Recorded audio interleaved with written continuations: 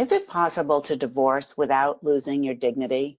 When relationships break down, underneath all the things that the couple thinks they're fighting about, money, sex, kids, what's really going on is some kind of dignity violation.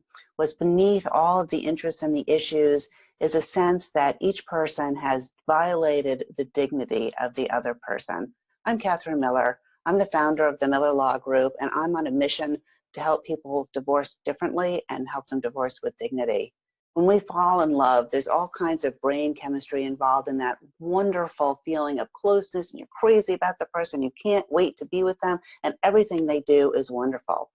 Over time, however, and we're all familiar with that with that familiarity, we get sloppy and we don't give them the kind of respect, and we lose that deep connection and the deep appreciation, and we lose sight of the original inherent value of the person that we saw. And then add in the stresses of the world, the stresses about money, the stresses of this pandemic, the stresses about sending a kid to college or homework even, and we start to lose the dignity of that relationship. And those pressures lead us to conflicts, and those conflicts begin to degrade the original feelings of closeness.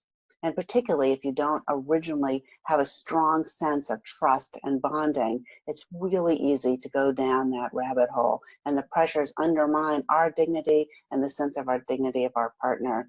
And ultimately, we have to be reminded over and over again of our words and the impact of them on the other person.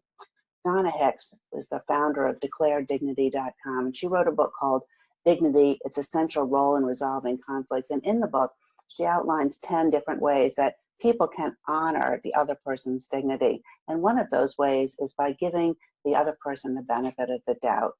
And in relationships, when there's a lot of pressure and the question of your partner's intention is really not always in the forefront of your mind, and it becomes easy to think that the person intended to hurt you even when they didn't.